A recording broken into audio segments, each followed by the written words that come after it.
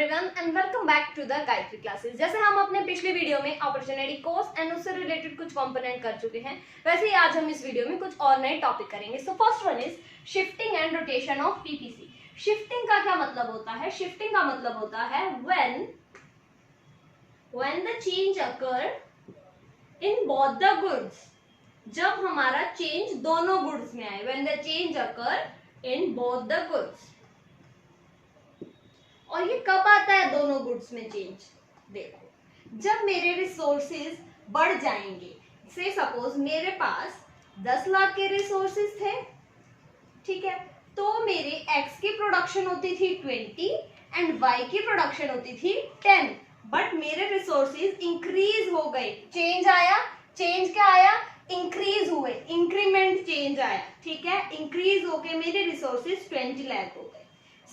इस इंक्रीज से क्या होगा? मेरे दोनों ही गुड्स की प्रोडक्शन इंक्रीज हो जाएगी। मेरे एक्स की प्रोडक्शन इंक्रीज हो जाएगी 30 से एंड वाई की प्रोडक्शन इंक्रीज हो जाएगी 20 से। इस चेंज से क्या आया? दोनों ही गुड में चेंज आया। इसको हम क्या कहते हैं? Shifting in the PPC. इसको हम ग्राफिकली कैसे एक्सप्लेन करते हैं? देखिए, अब मैंने आपको कहा चेंज कैसे अकर होगा? चेंज हो सकता है इंक्रीज हो, चेंज हो सकता है डिक्रीज हो। तो पहले हम चेंज पढ़ेंगे इंक्रीज का। अगर मेरे रिसोर्स इंक्रीज हो जाते हैं,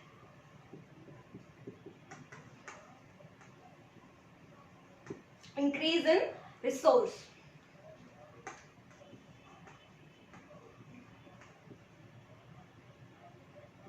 जैसे मैंने बताया 10 लाख से 20 लाख हो गए। पहले मेरा पीपीसी कहां आता था? मेरा पीपीसी आता था ये good 1 and for good 2। This is my PPC. When my resources get increase, my PPC will also get increase. ये आउटवर्ड शिफ्ट हो जाएगा। This is increase from point A to point B. It will shift to small A to small B, और इसे हम क्या कहते हैं? Economic growth. Economic growth क्या होती है? जब हमारे रिसोर्सेज इंक्रीज हो जाएं और हमारे दोनों गुड्स की प्रोडक्शन भी इंक्रीज हो जाए। ये तो था किसका केस? इंक्रीज का। अब हम पढ़ते हैं, अब ये भी हो सकता है मेरे रिसोर्स डिक्रीज हो जाए। कैसे बनेगा पीपीसी? Decrease in resource. अब मेरे पास 10 लाख के थे पहले, हो सकता है मेरे ये 10 लाख के रिसोर्स डिक्रीज होके 90 लाख के हो गए हो। अब क्या होगा? This will be my original PPC, ठीक है, before any change. This is A and this is B for good 1 and for good 2। This is X axis and this is Y axis. जब मेरे रिसोर्सेज अब decrease हो गए तो वो क्या होगा? इनवर्ड शिफ्ट होगा। इनवर्ड ओरिजिनल पीपीसी से वो इनवर्ड शिफ्ट हो जाएगा, A to small B. This is the decrease in resource. हमने यहाँ पे अब क्या कवर कर लिया? Shift of PPC. अब हम पढ़ेंगे रोटेशन ऑफ पीपीसी क्या होता है। देखिए, शिफ्ट का क्या था कि दोनों में चेंज आया, पर रोटेशन आपको, जैसे हम एक जनरल भी हम बोलते हैं, रोटेशन क्या होती है? जब हम एक चीज से, एक पॉइंट से किसी दूसरे पॉइंट पे आ जाए। मतलब हमारा एक एंड हमेशा क्या रहता है? कांस्टेंट।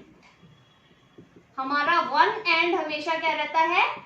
कांस्टेंट। और एक एंड में चेंज आता है। से सपोज मैं आज पॉइंट पे हूं और टेक्नोलॉजी में इंक्रीज आ जाता है किसी एक्स गुड की, ठीक है, 2 गुड्स है मेरे पास, एक्स एंड वाई, और एक्स की टेक्नोलॉजी में इंक्रीज आ गया तो एक्स की प्रोडक्शन भी इंक्रीज हो जाएगी।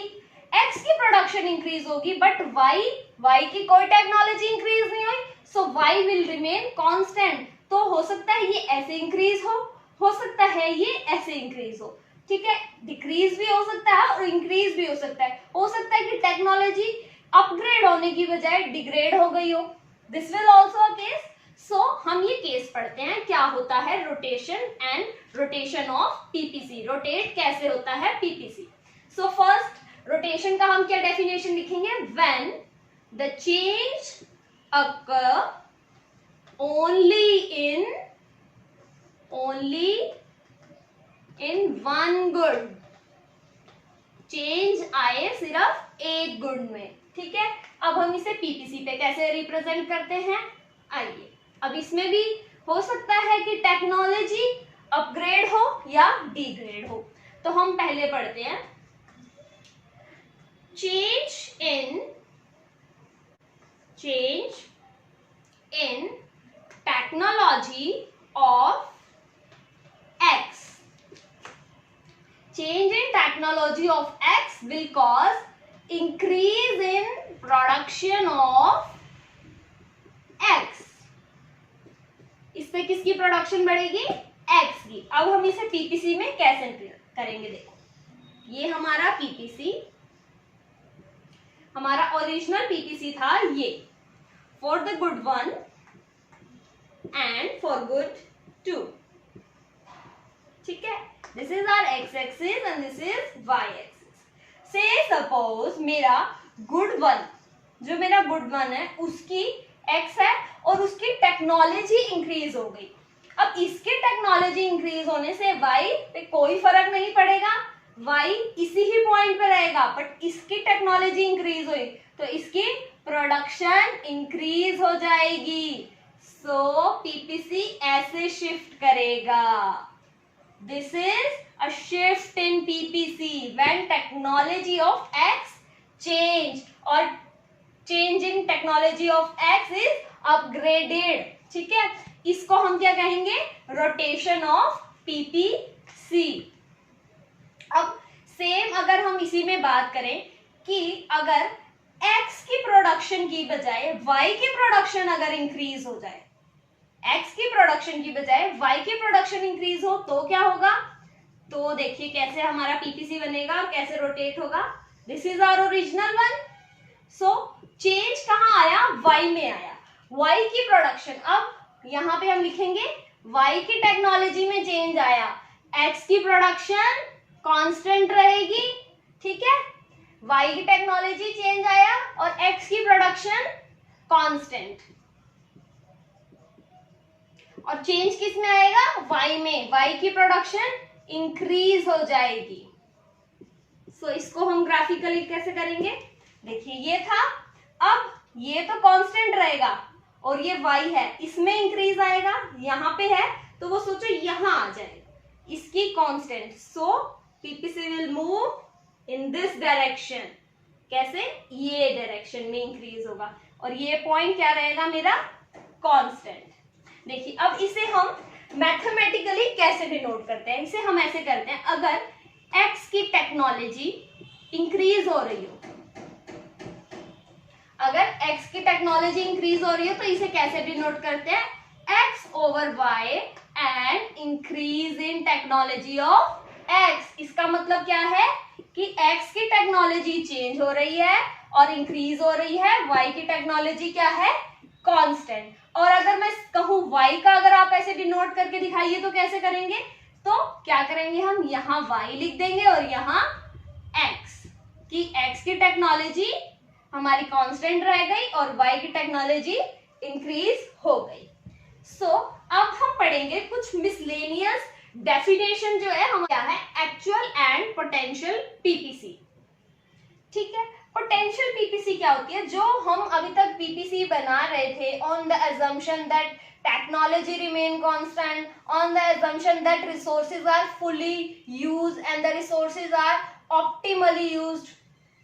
So हम जो ये पीपीसी बना रहे थे on assumption that resources are fully and optimally used, इसको हम क्या कहते हैं, पोटेंशियल पीपीसी, कि इतनी पीपीसी होनी चाहिए। अगर आपके पास आज 100 रुपए हैं तो आप उन 100 रुपए का ऑप्टिमली यूज करके इस पीपीसी पे आ सकते हैं। बट ये तो था कि हमने ये सोचा कि आपके पास अगर इतने रुपीज हैं तो आप ऐसे कर सकते हैं, ऐसे कर सकते हैं और बेस्ट चीज आप अपने लिए ये निकाल सकते हैं। बट इन एक्चुअली क्या निकला, वो होती है हमारी एक्चुअल पीपीसी। आप लोग अपने स्टडी में भी देखिए, आप स्टडी करने से पहले बहुत सारे प्लान्स बनाते हैं कि हम अपने सिलेबस को ऐसे डिवाइड कर लेंगे, आज हम ये चैप्टर रिवाइज कर लेंगे, ये कर लेंगे। जो भी हम प्लान बनाते हैं अपने लिमिटेड रिसोर्सेज, टाइम हमारा लिमिटेड रिसोर्स फैक्टर हो गया, उसके अकॉर्डिंग, तो वो क्या होती है हमारी पोटेंशियल पीपीसी, अगर हम उसको पीपीसी पे ड्रॉ करें।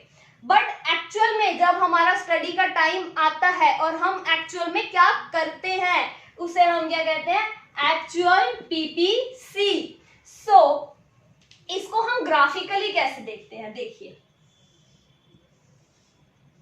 दिस इज माय पीपीसी, ठीक है। ये पीपीसी की लाइन क्या शो करती है, that potential PPC, that means the fuller और एक्चुअल और efficient utilization of resource. But अगर मैं एक्चुअल में देखूं, मेरे अगर यूज करने से मेरा अगर यहाँ पे कोई पॉइंट आता है, इन साइड द पीपीसी अगर मेरा कोई पॉइंट आ जाता है, तो इसका मतलब ये है कि मैंने एक्चुअल में पीपीसी जो है मेरी वो इनसाइड आ रही है, मैंने अपने रिसोर्सेज को फुली एंड ऑप्टिमली यूटिलाइज नहीं करा।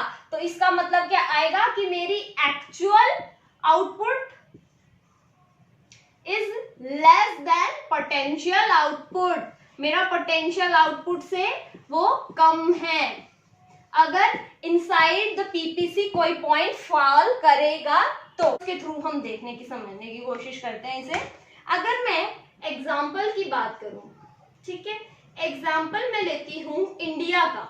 इंडिया एक क्या है, डेवलपिंग कंट्री है, अभी यहाँ पे डेवलपमेंट चल रही है, ठीक है, it is not a fully developed country. So यहाँ पे क्या है, अभी रिसोर्सेज जो है वो फुली एंड ऑप्टिमली यूज नहीं हो रहे।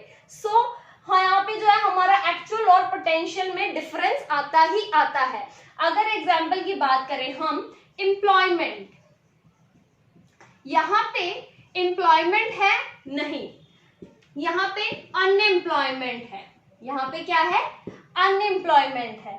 यहाँ पे हमारे पास लेबर, हमारी कंट्री क्या है, लेबर वाली कंट्री है, यहाँ पे there is a lot of human resource, पर उन ह्यूमन रिसोर्सेज का हम ऑप्टिमली यूज नहीं कर रहे, जिस वजह से क्या है, मेरा actual output is less than the potential output, potential output. So आइए हम तो कुछ इंपॉर्टेंट टर्म्स ये हैं, positive economy and normative economy. Positive economy क्या होती है, ऐसी इकोनॉमी जिसमें हम कहें व्हाट इज, क्या होना चाहिए हमारी इकोनॉमी में, तो इसे हम क्या कहते हैं, व्हाट इज, मतलब क्या होना चाहिए। और नॉर्मेटिव इकोनॉमी क्या होती है, what ought to be, what ought to be, क्या ऑप्टिमम, क्या बेस्ट या क्या आइडियल होनी चाहिए situation, what ought to be, या फिर what will be the ideal situation और the best situation in the economy.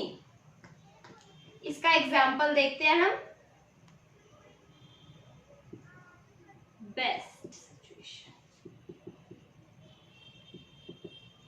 इसका एग्जाम्पल देखते हैं हम। एग्जाम्पल हम देखते हैं जैसे अनएम्प्लॉयमेंट। अनएम्प्लॉयमेंट की क्या एक प्रॉब्लम है हमारी इकोनॉमी में जो चल रही है, क्या है, अनएम्प्लॉयमेंट की हमारे इकोनॉमी में प्रॉब्लम चल रही है। और हमारी नॉर्मेटिव इकोनॉमी क्या कहती है कि क्या क्या मेजर्स होने चाहिए, क्या तरीके होने चाहिए जिससे हमारी जो ये अनएम्प्लॉयमेंट की प्रॉब्लम है इसे हम कम कर सके या इसे हटा सके। वैसे ही आप एग्जांपल ले सकते हैं पॉवर्टी का, हमारे इंडिया में पॉवर्टी है सबसे ज्यादा। ये हमारी क्या है, पॉजिटिव इकोनॉमी, जो व्हाट इज, जो क्या चल रही है हमारी इकोनॉमी में प्रॉब्लम। और नॉर्मेटिव इकोनॉमी क्या कहती है कि क्या क्या, जैसे पॉवर्टी एलिवेशन प्रोग्राम है, वो किसके अंडर आता है, that comes in normative economy, कि क्या होना चाहिए, कैसे हम बेस्ट और आइडियल सिचुएशन पे आ सकते हैं। So second is scarcity. Scarcity जैसे हमने पहले अपने वीडियो में पढ़ा था, स्केर्सिटी क्या होता है, लिमिटेशन ऑफ एनीथिंग, कमी होना किसी भी चीज की, उसे हम क्या कहते हैं, स्केर्सिटी। इसका आप एग्जांपल ले सकते हैं, जैसे हमारे यहाँ पे रिसोर्सेज क्या है, स्केयर, बट इनके यूजेस क्या है, alternative, so that is scarcity. Second third topic is economising the resources. Economising resources का मतलब होता है full utilisation of the resources. जितने मेरे पास रिसोर्सेज हैं मैं उनका फुल यूटिलाइज कर रही हूँ। से सपोज मेरे पास सिर्फ 10 रुपीज है, पर मैं इन 10 रुपीज का क्या फुल्ली यूटिलाइज कर रही हूँ। इसके एक एक रुपए का मैं फुली ऑप्टिमाइज यूज कर रही हूँ, वेस्ट नहीं कर रही। There is no wastage, full and optimum utilization. Next topic है हमारा market economy, centre plan and mixed economy. Market economy क्या होती है? मार्केट इकोनॉमी वो इकोनॉमी होती है जिसमें मार्केट फोर्सेस जो होते हैं वो मेजर रोल प्ले करते हैं, और इसे हम क्या कहते हैं, प्राइवेट इकोनॉमी, क्योंकि इसमें प्राइवेट ही इकोनॉमी को चलाते हैं। और इसमें एलोकेशन और डिस्ट्रीब्यूशन जो है रिसोर्सेज का वो भी डिसाइड कौन करते हैं, प्राइवेट। लाइक कैसे हम रिसोर्सेज को बांटें, किस तरह से, व्हाट टू प्रोड्यूस, क्या प्रोड्यूस किया जाए, ऐसी गुड प्रोड्यूस की जाए जिससे कैपिटल, जिससे हमारी क्या हो, प्रॉफिट हो, ऐसी कैपिटल गुड प्रोड्यूस की जाए। ऐसी गुड ना प्रोड्यूस किए जाए जिससे social welfare, only and only motive is only profit, to earn profit. And second economy क्या होती है हमारी, central plan economy. Central plan economy क्या होती है, गवर्नमेंट इकोनॉमी से हम क्या कहते हैं। इसमें बिल्कुल भी प्राइवेट का कोई रोल नहीं होता, और इस इकोनॉमी का मेन मोटिव क्या होता है, सोशल वेलफेयर। यहाँ पे गवर्नमेंट हमेशा क्या देखती है कि जितना हो सके सोशल वेलफेयर किया जाए। उसका ये नहीं होता मतलब कि मेरे को प्रॉफिट कमाना है, उसका मोटिव ये होता है कि मेरे को ज्यादा से ज्यादा सोशल वेलफेयर करना है। मुझे ऐसे गुड बनानी है, कंज्यूमर रिलेटेड गुड बनानी है, जिससे कंज्यूमर को जो चीज महंगी की मिल रही है उसे वो सस्ती मिले, जिससे उसका सोशल वेलफेयर हो। तो उसका वो कौन सी गुड बनाता है, जिससे सस्ती गुड मिले, जिससे रिमूव हो सके हमारी central problem of economy, like what to produce and from whom to produce. Third one is mixed economy. Mixed economy जैसे आपको नाम से ही पता लग रहा है, मिक्स्ड इकोनॉमी कौन सी होती है, प्राइवेट एंड सेंट्रल, जिसमें प्राइवेट सेक्टर भी हो और गवर्नमेंट सेक्टर भी हो, दोनों मिलके हमारी इकोनॉमी को चलाएं। जहां पे बिल्कुल ऐसे भी ना हो कि हम बिल्कुल सोशल वेलफेयर करते रहें तो प्रॉफिट नहीं होगा, प्रॉफिट नहीं होगा तो हमारी इकोनॉमी अच्छी नहीं चल पाएगी। सो मिक्स्ड इकोनॉमी में क्या होता है, दोनों फैक्टर साथ मिलके इकोनॉमी चलाते हैं, जहां पे हमारा प्रॉफिट अर्न करना भी मोटिव होता है और सोशल वेलफेयर करना भी मोटिव होता है। इसमें क्या करते हैं, ये डिस्ट्रीब्यूशन ऑफ रिसोर्स कौन डिसाइड करता है, ये दोनों ही फैक्टर साथ मिलके डिसाइड करते हैं कि किस तरीके से रिसोर्सेज को डिस्ट्रीब्यूट किया जाए। सो यहीं पे आपका चैप्टर भी फिनिश होता है इस टॉपिक के साथ। अगर आप लोगों को कोई भी प्रॉब्लम हो इस चैप्टर के रिगार्डिंग, तो आप प्लीज कमेंट डाउन करके अपनी कोई भी प्रॉब्लम लिख सकते हैं। I will answer your all the queries.